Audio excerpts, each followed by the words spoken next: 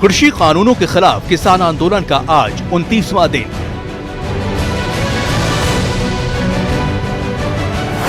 केंद्र सरकार ने किसानों को फिर बातचीत का न्योता भेजा।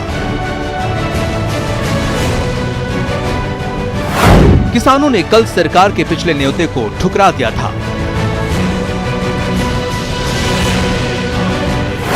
किसानों ने कहा, सरकार के प्रपोजल में दम नहीं। किसान बोले, नया एजेंडा लाएं तभी बात होगी।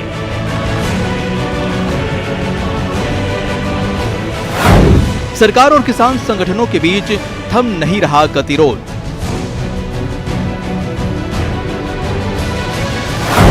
किसान संगठन कृषि कानूनों को वापस लेने की मांग पर अड़े।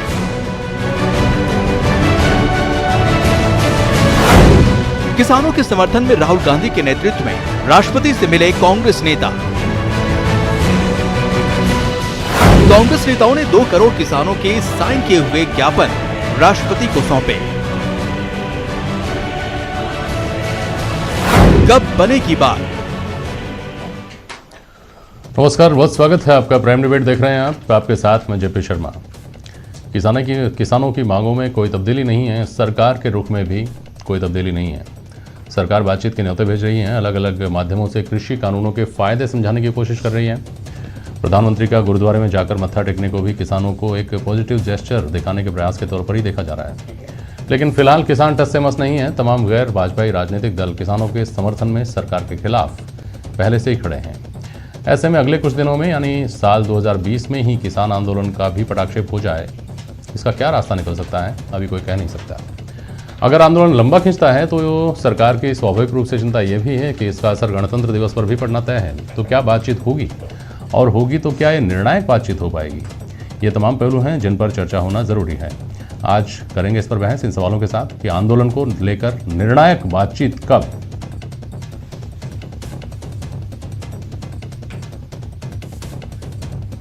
क्या 2021 की शुरुआत आंदोलन की गर्मी के बीच ही होगी? और गतिरोध के लिए किसकी जिद है जिम्मेदार?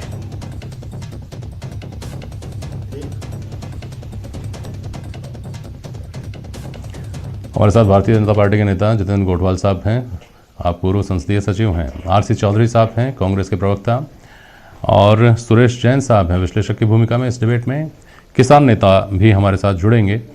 बहुत स्वागत करता हूं फिलहाल मैं आप सभी का। और सबसे पहले गोठवाल साहब, सरकार में आप हैं और देश के बड़े जनमत को लेकर आप सरकार में पहुंचे हैं। जिम्मेदारी आपकी इस बात की बनती है कि उसी जनमत का एक बड़ा हिस्सा अगर सड़क पर है और आंदोलनरत है, उद्वेलित है, तो या तो आप ये स्पष्ट करें, उन्हीं के सामने स्पष्ट करें कि वो गलत हैं और उनके फ़ायदे का सौदा क्या हो सकता है, इसका उनको इत्मीनान करवाएं, या फिर आप स्वाभाविक रूप से, चूँकि जनता के लिए सरकार होती है, आप 2 कदम और नरमी के आगे बढ़ाएं तो इस आंदोलन का तो पटाक्षेप हो। गोठवाल साहब, निश्चित तौर पर जो आप कह रहे हैं, लगातार हमारी ओर से वैसे प्रयास जारी हैं। आपने देखा कि 7 बार केंद्र सरकार ने वार्ता के लिए किसानों को बुलाया और उस वार्ता के अंदर किसानों ने अपना पक्ष रखा, हमने अपना पक्ष रखा और हमने किसानों को इन तीनों बिलों से क्या फायदे मिलने वाले हैं उसके बारे में विस्तार से समझाया। लेकिन किसान जो है, अगर वो मूलतः किसान ही होते तो मुझे लगता है उन्हें बात समझ आती, लेकिन उसमें कांग्रेस के लोग हैं। यह आंदोलन कांग्रेस पर्दे के पीछे से लीड करने की कोशिश कर रही है, जो कि आने वाले समय में हमारे देश के लिए घातक होगा। हमने जो बिल पास किए उसके अंदर कहीं भी किसानों को कोई नुकसान नहीं है, चाहे एमएसपी प्राइस की बात करें या फिर कॉन्ट्रैक्ट फार्मिंग की बात करें, जिसकी भी हम बात करना चाहे, डिबेट करने को हम लोग तैयार हैं। और सरकार ने पहले भी निमंत्रण दिया किसानों को और अब भी देने को तैयार है। तो पहले तो आप वो घी के दिए जो जला रहे हैं इस बात के ऊपर कि कांग्रेस मुक्त भारत हो रहा है, वो जलाना बंद करना चाहिए आपको। अगर कांग्रेस पर्दे के पीछे रहकर इतना बड़ा आंदोलन खड़ा कर सकती है तो आपको स्वीकार करना चाहिए कि कांग्रेस मुक्त आप भारत को नहीं कर पाए हैं, वो दूर की कौड़ी है। नहीं है क्या ऐसा? नहीं, बिल्कुल ऐसा नहीं है। कुछ चंद लोग इस लोकतंत्र के अंदर, माननीय हमारे प्रधानमंत्री जी सदैव कहते हैं बात कि लोकतंत्र के अंदर विपक्ष की भूमिका निभाने वाले लोग जब तक रहेंगे तब तक इस लोकतंत्र के अंदर सरकारें शासन अच्छा चला पाएगी। हमने कांग्रेस की तरह, श्रीमती इंदिरा गांधी की तरह इमरजेंसी लगाकर विपक्ष को मारने का प्रयास नहीं किया। हमने सदैव ये चाहा कि विपक्ष और आम आदमी समय समय पर अपनी बात सरकार को अवगत कराता रहे। नहीं, ठीक है, इस पर मेरा सवाल नहीं है। मेरा सवाल तो ये है कि वो पंजाब जहां कांग्रेस की सरकारें पता नहीं कब रही थी, उस पंजाब, कहते हैं पंजाब के सिखों का आंदोलन है, ये तो मैक्सिमम लोग वहीं से आए हैं, पंजाब के किसानों का आंदोलन है, माफ़ कीजिए।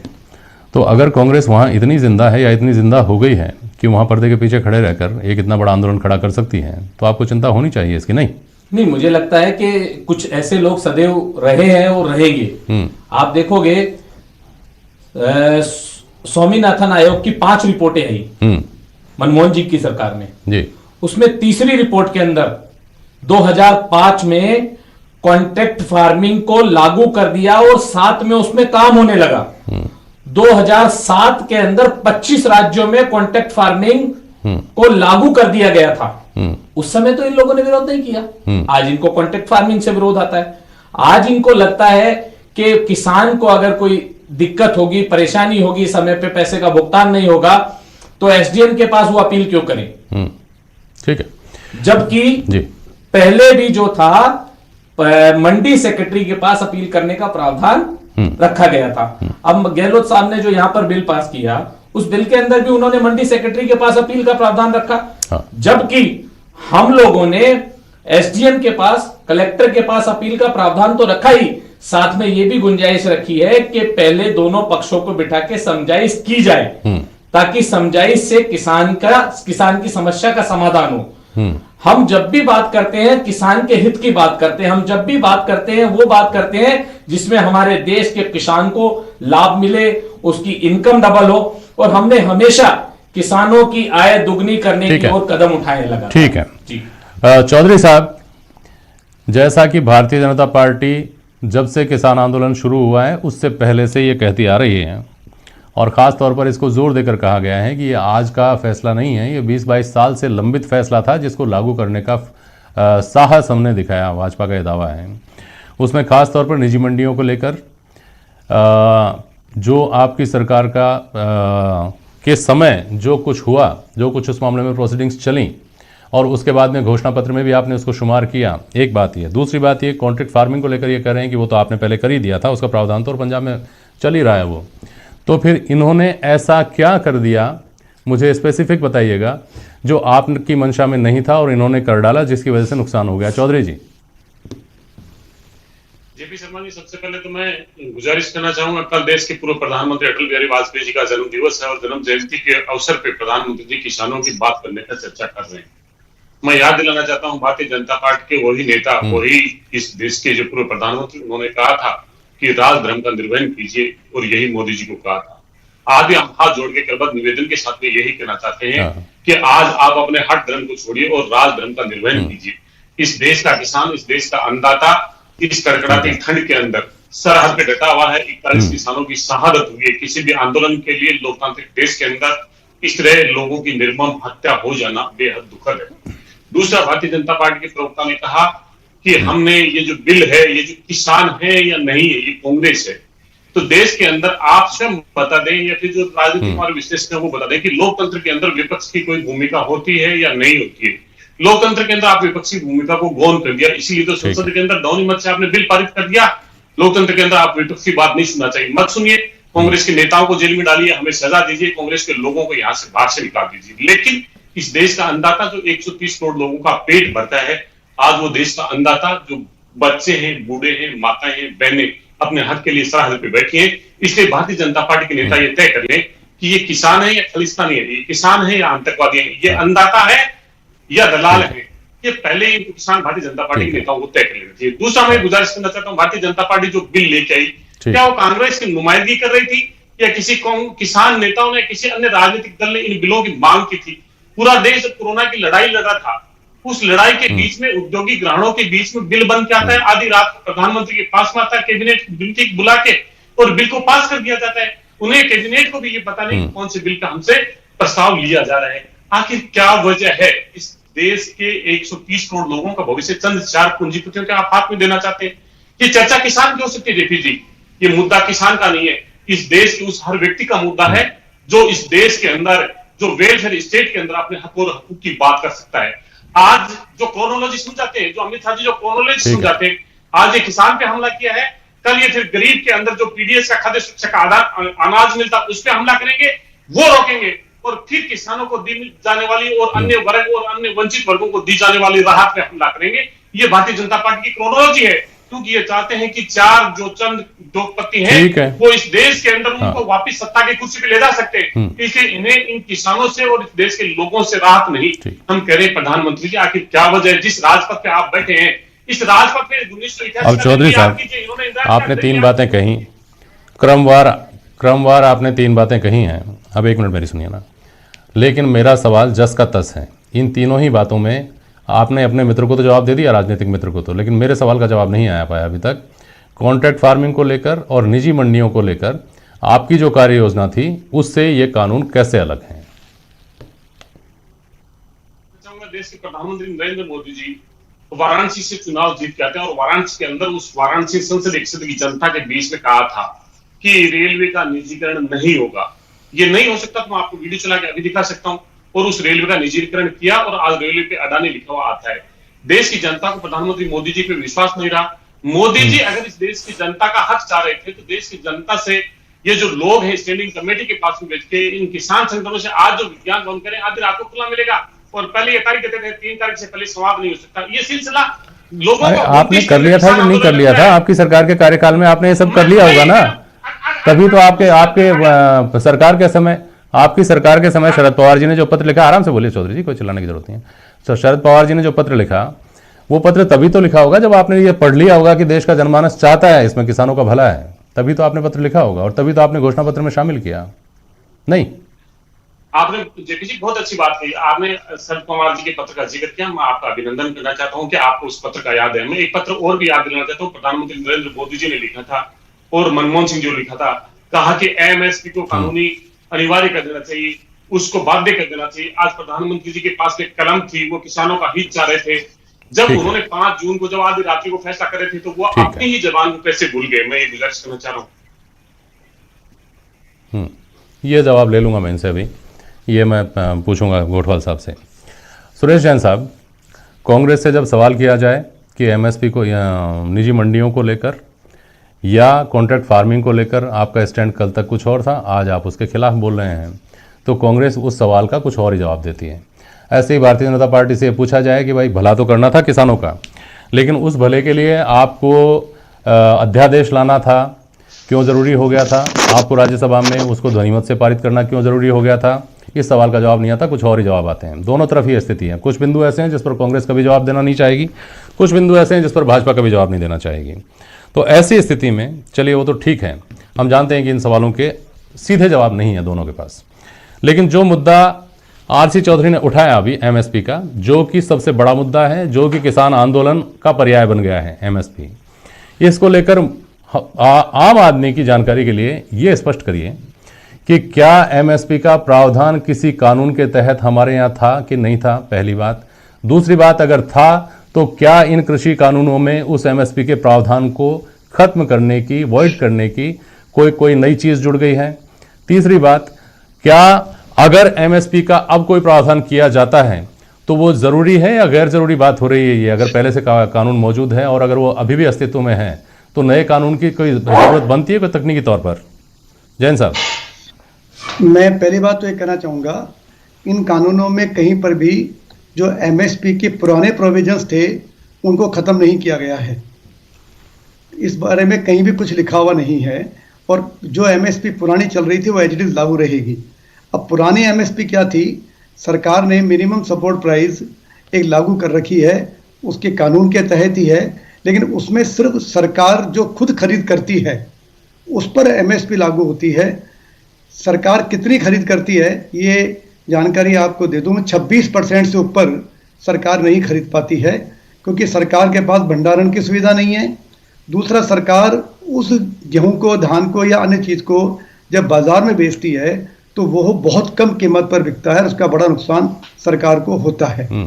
लेकिन चूंकि किसी ज़माने में हमारा देश अनाज के उत्पादन में बहुत कमजोर था और अमेरिका से PL 480 के तहत हम अनाज मंगाते थे। जी। और फिर हरित क्रांति के बाद में स्थिति ये आई कि हमारे पास अनाज ज़्यादा है। अभी हमारी स्थिति है कि 42% हम हमारी आवश्यकता से अधिक धान और गेहूं का उत्पादन कर रहे हैं। अब ऐसी स्थिति में जब भंडारण नहीं है तो सरकार खरीद भी लेगी तो सरकार करेगी क्या? और ये सामान्य रूप से समझ में नहीं आ रहा है शायद किसी को भी कि सरकार जितना भी खरीदेगी सस्ते दाम में बेचेगी तो नुकसान कोई सरकार को थोड़ी होगा, वो हम सबको होने वाला है। शर्मा जी, आपको भी होना है, मुझे भी होना है। वो पैसा तो आपकी हमारी जेब से ही जाने वाला है। फिर प्रश्न ये पैदा हो रहा है कि अभी जो ये कानून का विरोध करने की बात आई तो जो लगातार टीवी पे जो समाचार आ रहे हैं, अखबारों में आ रहे हैं कि एक ही डिमांड है कि इन तीनों कानूनों को रद्द कर दिया जाए, हम और कोई बात नहीं करेंगे। रद्द करने का मतलब होगा कि जो पुरानी स्थिति थी वो यथास्थिति रह जाएगी। यथास्थिति होने पर भी हर किसान को MSP पर भाव कैसे मिलेगा, ये मेरी समझ में नहीं आ रहा है। इसके लिए अब नई चीज सामने आई है कि कोई भी गेहूं या धान या कोई भी चीज खरीदे जिसका MSP डिक्लेयर है वो बाजार में उससे कम में बिक ही नहीं सकता। चलो मान लिया कि कानून बना दे, जैसे राजस्थान सरकार ने बना दिया या पंजाब ने बना दिया, लेकिन उस भाव पर खरीदेगा कौन?